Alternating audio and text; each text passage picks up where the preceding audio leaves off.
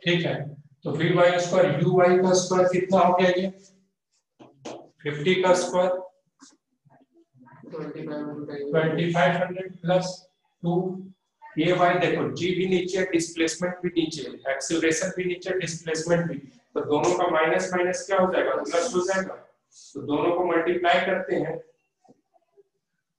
375 metre है ठीक है 375 मीटर है तो 375 इंटू क्या कर देंगे 2 इंटू 375 इंटू कितना लगता है तो 375 इंटू 2 कितना हो जाता है 750 100 और प्लस 2500 7500 मतलब क्या होगा 750 इंटू 10 तो 7500 और 2500 कितना हो गया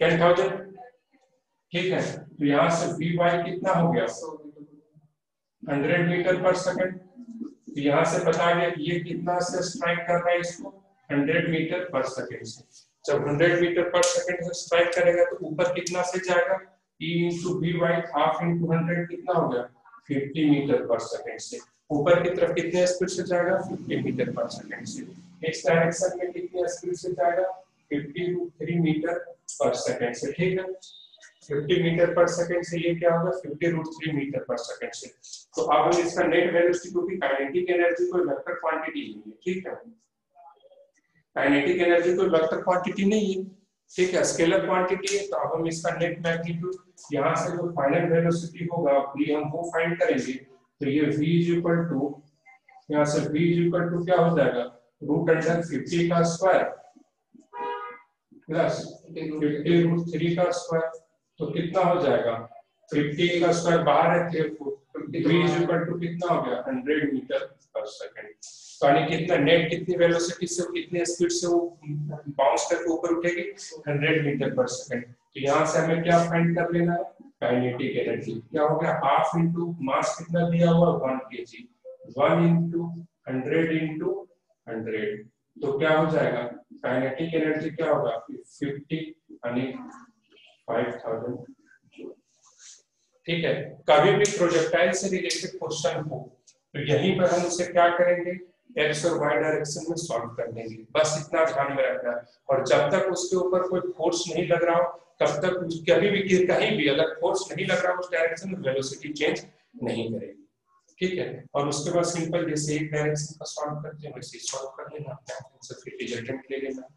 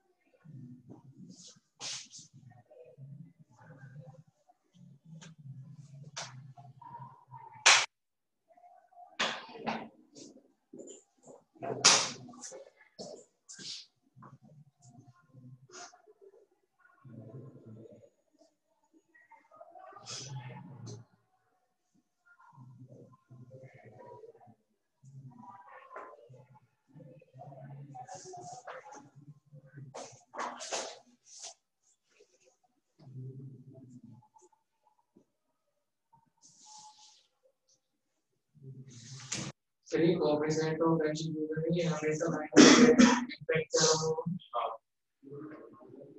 कोएफिशिएंट ऑफ रेस्टिट्यूशन होता है velocity separation along the line of velocity को छोड़ा होता है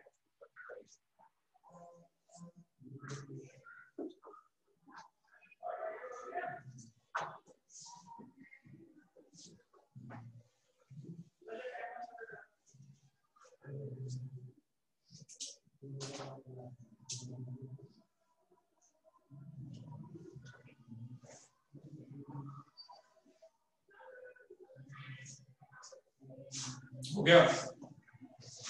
एक और क्वेश्चन सॉल्व करेंगे क्या? सर सर सर बोलो। सर प्लीज वो क्वेश्चन सॉल्व करा दीजिए सर प्रोजेक्टाइल में सर कि जब अलग से जैसे हमने सर इसका निकाला ना अलग से स्नेहा यहाँ नहीं। Okay sir.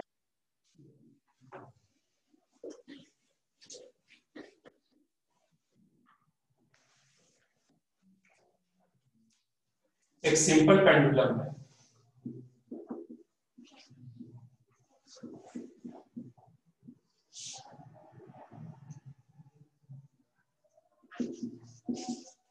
जिसका लेंथ सिंपल पेंडुलम है, जिसका लेंथ जो है स्ट्रिंग का लेंथ 1 मीटर है और जो यहाँ पर मास लगा हुआ है वो ये जो मास जो है वो 1 kg है।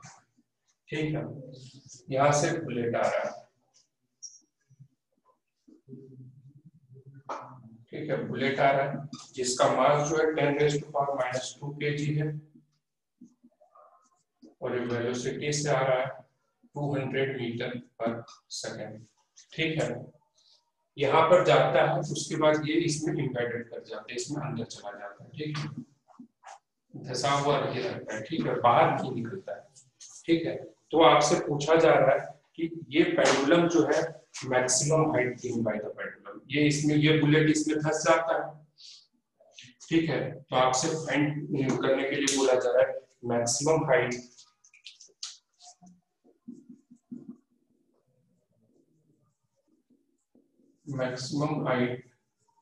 reached by the pendulum।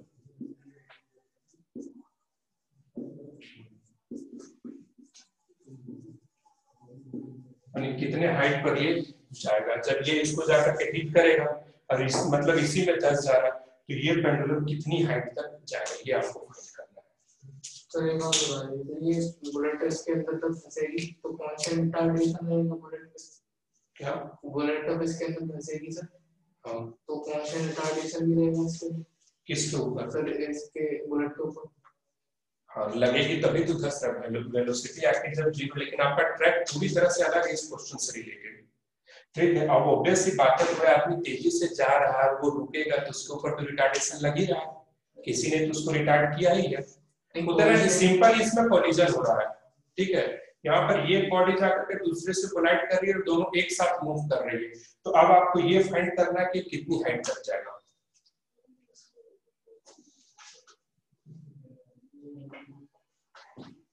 यहाँ पर जो रहा हिंट लीजिए, यहाँ पर क्या रहा, परफेक्टली इनएलास्टिक कोलिजन हो रहा है। यहाँ पर परफेक्टली इनएलास्टिक कोलिजन होगा, यहाँ से वेलोसिटी पता चल जाएगी और जैसे यहाँ पर वेलोसिटी पता चली उसको हम काइनेटिक एनर्जी को पोटेंशियल एनर्जी से इक्वेट करके हाइट निकाल लेंगे। जो वर्क एनर्जी थ्योरम पे इसमें कॉन्सेप्ट लग गया थोड़ा सा।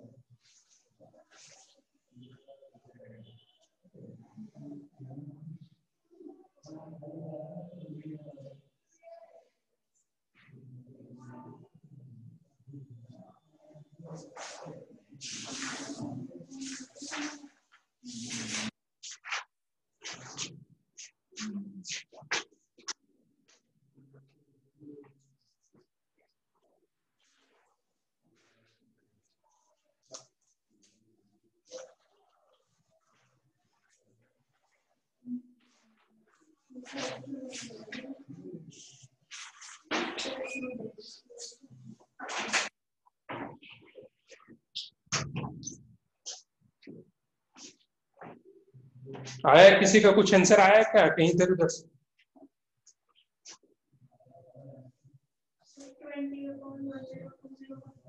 20/10201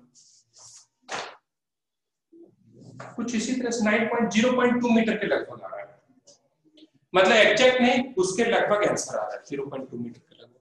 देखिए एक बार प्रोसेस लिखा गया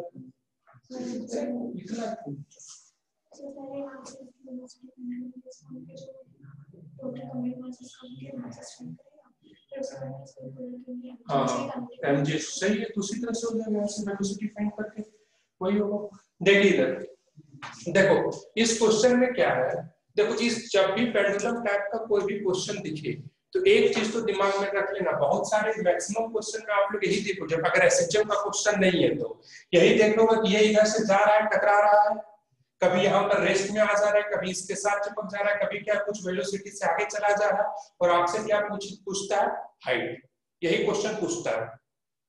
ठीक है, तो उस समय हमें क्या करना है, इसकी वेलोसिटी फाइंड करनी है, इसकी वेलोसिटी फाइंड करनी है, और जब इसकी वेलोसिटी मिल जाएगी तो आपको h कहां तक, ये किस हाइट तक जाएगा, ये आप लोग अच्छी तरह से जान रहे हैं कि एनर्जी कंजर्वेशन, जिससे टफ क्वेश्चन जब आप लोग वर्क पावर एनर्जी में सॉल्व किए थे उसमें कोई कंफ्यूजन नहीं था, और यहाँ क्यों कंफ्यूज करते हैं, सिर्फ आपको ये वेलोसिटी, एक स्टेप यही है ना, ये आपको इसलिए दिया हुआ है कि इसके हेल्प से आप वेलोसिटी पता करें, और फिर तो एनर्जी कंजर्वेशन का क्वेश्चन है, half mv square is equal to mgh।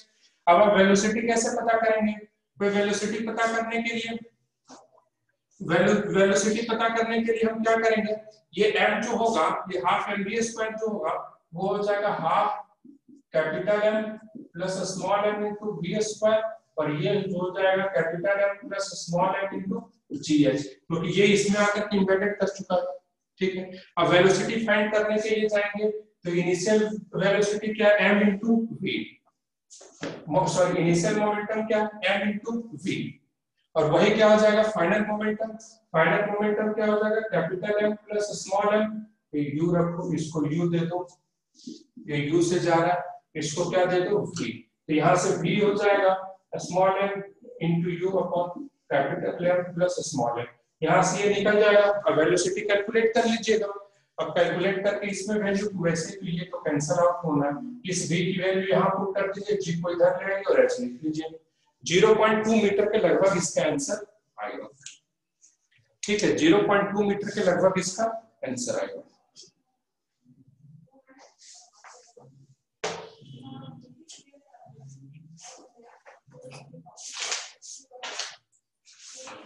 एक और लास्ट क्वेश्चन सॉल्व कर लीजिए, ठीक है।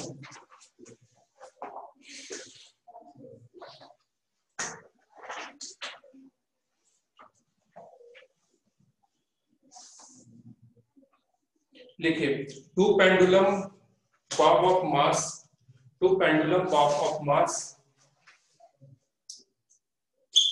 m and 2m, m and 2m collide head-on elastically, collide head-on elastically, Add on Sir, mass. two pendulum bobs of mass m and 2m collide head-on elastically at the lowest point in their motion. At the lowest point in their motion. In their motion. Full stop. If both the balls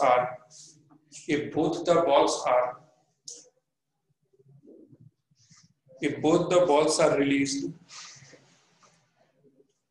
from a height h, from a height capital H,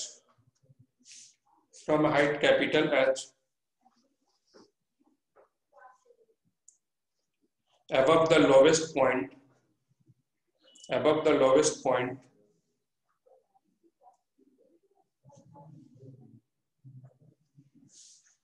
to what heights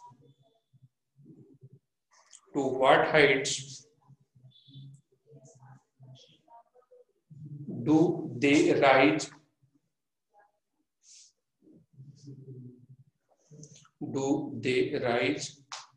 for the first time after collision?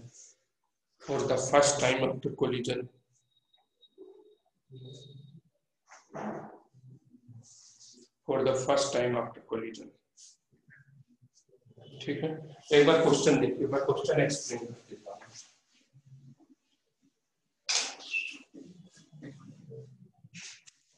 देखिए question में कहा जा रहा है कि दो pendulum, ठीक है, दो पेंडुलम मान लो कि ये दोनों एच हाइट पर है, सेम हाइट पर बोला गया, एच हाइट से इन दोनों पेंडुलम को छोड़ा जा रहा है, ठीक है। लिख क्या है, ये बोल रहे हैं कि दोनों पेंडुलम यहाँ पर आकर के टकराएंगे,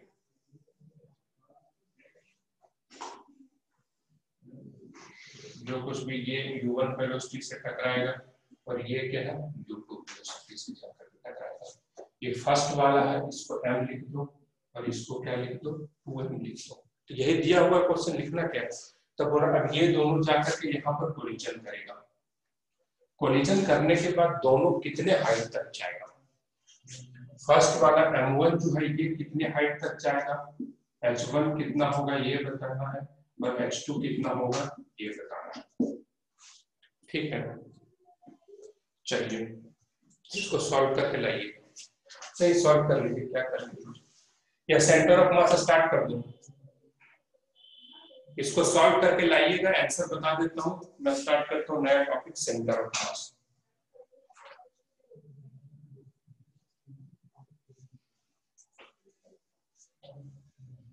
जो H1 हो जाएगा वो होगा 25H 25/9H, H1 जो आएगा वो 25/9H होगा और H2 जो है आएगा वो हो जाएगा H/9। इसको सॉल्व करके लाइएगा।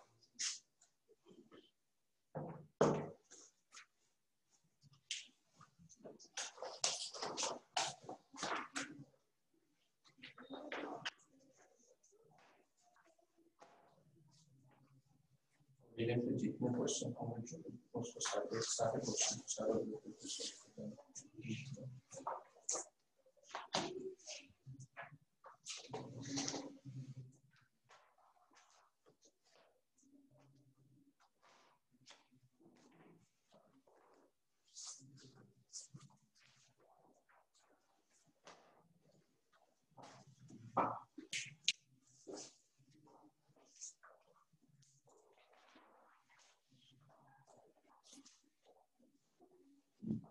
ठीक है। कोलिजन भी किसका पार्ट था, सिस्टम ऑफ पार्टिकल का ही पार्ट था, ठीक है। तो अब हम सिस्टम ऑफ पार्टिकल, हमारा जो टॉपिक चल रहा है वो क्या चल रहा है, सिस्टम ऑफ पार्टिकल। इसमें बहुत सारे टॉपिक, अब हमारा जो टॉपिक है वो है सेंटर ऑफ मास।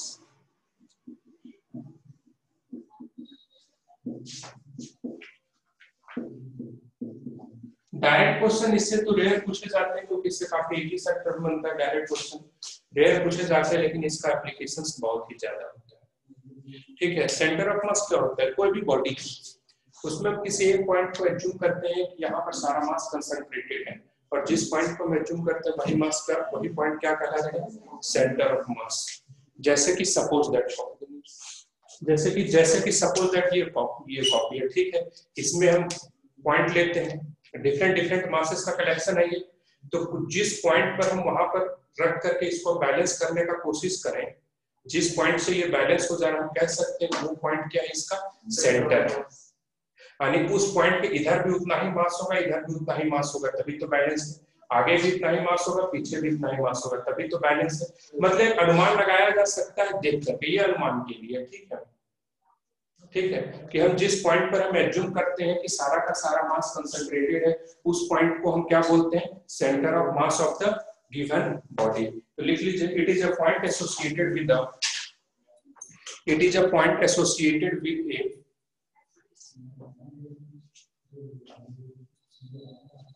जब सिस्टम ऑफ पार्टिकल बोलेंगे तो एसओपी लिख आप लोग लिख सकते हैं, ठीक है, सिस्टम ऑफ पार्टिकल एसओपी लिख दीजिए, where all the masses of system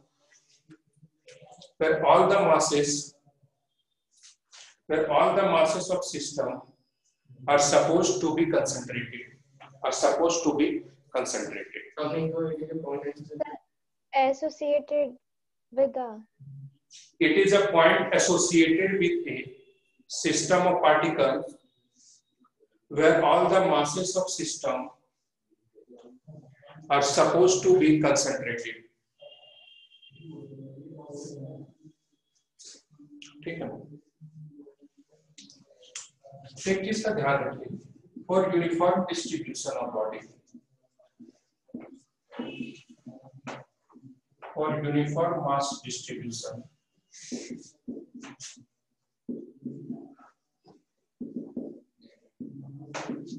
किसी बॉडी का अगर यूनिफॉर्मली मास डिस्ट्रीब्यूशन हुआ है, यूनिफॉर्म है बॉडी, ठीक है, तो ज्योमेट्रिक यानी यूनिफॉर्म बॉडी कह सकते हैं।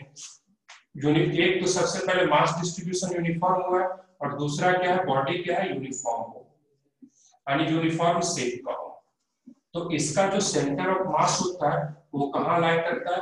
ज्योमेट्रिक एक्सिस पर, ज्योमेट्रिकल सेंटर पर, ज्योमेट्रिकल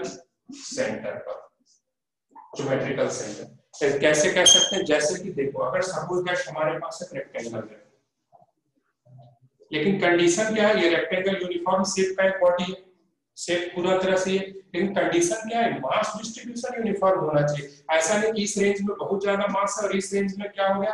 कम मास हो गया, तो फिर क्या इसका सेंटर पर, ज्योमेट्रिकल सेंटर पर लाई करेगा? क्या नहीं करेगा। उसके लिए क्या कंडीशन होना चाहिए? यूनिफॉर्म मास डिस्ट्रीब्यूशन होना ही चाहिए, और शेप क्या है? यूनिफॉर्म हो, ठीक है। अगर हमारे पास कुछ अजीब सा ऐसे करके शेप रहेगा तो हमें पता चलेगा इसका ज्योमेट्रिकल सेंटर का नहीं पता चल रहा, तो क्या मतलब यूनिफॉर्म शेप के लिए है, तो उसका जो ज्योमेट्रिकल सेंटर होगा वही क्या हो जाएगा? सेंटर ऑफ मास। समझ में आ रहा है? किसके लिए? यूनिफॉर्मिटी के लिए। जैसे कि ये देखो, ये इसका सेंटर ऑफ मास क्या होगा? यही पर होगा। अगर हमारे पास एक डिस्क ले लेते हैं, फिर से कंडीशन वही है कि इसका सेंटर ये है। ये तो सबको पता है कि डिस्क का इसका सेंटर ये होगा, लेकिन क्या यहाँ सेंटर ऑफ मास हमेशा लाई करेगा? नहीं, सिर्फ तभी लाई करेगा जब मास का डिस्ट्रीब्यूशन क्या हो? यूनिफॉर्म हो, ठीक है। एक तो ये रखना, और दूसरी बात है कि सिमेट्रिकल बॉडी के लिए यहाँ पर मैं लिखता हूँ, ठीक है, फॉर सिमेट्रिकल बॉडी। चलो यहाँ इसको नोट डाउन करो, फिर अच्छे से लिखो।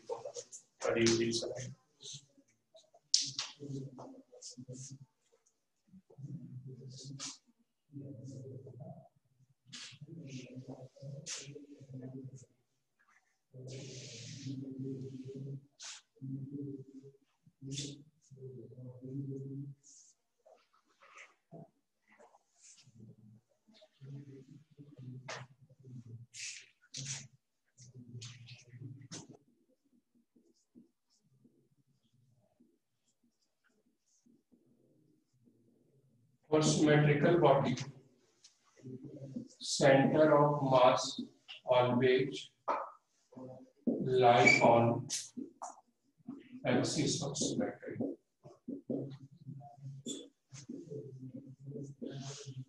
ठीक है। सिमेट्रिकल बॉडी के लिए सेंटर ऑफ मास जो रहता है, ये डायग्राम भी देखिए, जब भी बनाइएगा तो उसके नीचे ये डायग्राम भी बना लीजिएगा। रिवीजन करने में आपको लाइन पढ़ने में समय नहीं गंवाना पड़ेगा, डायग्राम देखिएगा अपने आप दिमाग में क्लिक कर जाएगा। ठीक है। तो अब क्वेश्चन ये हमारा ये है कि फॉर सिमेट्रिकल बॉडी, अगर कोई भी बॉडी सिमेट्रिकल होता है क्या होता है, किसी एक्सिस के अबाउट सिमेट्रिकल होता होगा। जैसे कि ये देखो, अगर हमारे पास ये बॉडी गिवन है, ठीक है। अब ये बॉडी देखो, यूनिफॉर्म का तो हमें नहीं पता है, नहीं है, लेकिन हमें ये पता है कि ये जो है इस लाइन के अबाउट क्या है, सिमेट्रिकल है। ये क्या है, एक्सिस ऑफ सिमेट्री। तो ऑब्वियस सी बात है कि सेंटर ऑफ मास इसी लाइन के ऊपर लाई करेगा। कहाँ लाई करेगा ये तो हमें कैलकुलेट करके फाइंड करना पड़ेगा, लेकिन यहीं पर कहीं लाई करेगा। जैसे ये देखो, ये इसके देखो, ये क्या है, ये इसके अबाउट भी एक्सिस ऑफ सिमेट्री है, तो सेंटर ऑफ मास हमेशा इस लाइन पर लाई करेगा। अब ये जो इस लाइन के अबाउट भी एक्सिस ऑफ सिमेट्री है, तो सेंटर ऑफ मास इस लाइन के ऊपर लाई करेगा, यानी दोनों के ऊपर लाई करना है तो सेंटर के ऊपर लाई करेगा। समझ में आ रहा है? तो इस चीज का ध्यान में रखिएगा। कम से कम अगर ये आपको बहुत सारे ऐसे क्वेश्चन दिखे होंगे कि जैसे ई शेप का रहता है, एफ शेप का रहता है, सब सॉल्व किए होंगे, तो वहां पर एक साइड का एक्सिस ऑफ सिमेट्री, एक साइड का सेंटर ऑफ मास निकाला ही नहीं जाता, डायरेक्ट लिख देता Y centre of mass is equal to इतना। ठीक है, तो वहां पर ये हेल्पफुल होगा। जैसे कि आपके पास बहुत सारे क्वेश्चन पे देखे होंगे, जैसे ई शेप का, ठीक है, इस तरह से कुछ रहता है, तो उसका सेंटर ऑफ मास क्या करता है, अगर ये 5 सेंटीमीटर गिवन है तो डायरेक्टली लिख देता है y centre of mass is equal to 2.5 centimetre. क्यों? क्योंकि इस एक्सिस के अबाउट ये क्या है, सिमेट्रिकल है, तो ये जब भी सेंटर ऑफ मास लाई करेगा ये इसी लाइन के ऊपर लाई करेगा। तो y का तो हमको पता चल गया, अब x का ढूंढने। ठीक है, चलिए आज यहीं तक, बाकी नेक्स्ट क्लास में। ठीक है आसना, ई लर्निंग वाले? Yes sir. चलिए ठीक है, yes sir, meeting and. Thank you sir. Thank you. Meeting and. Thank you sir. Have a good day.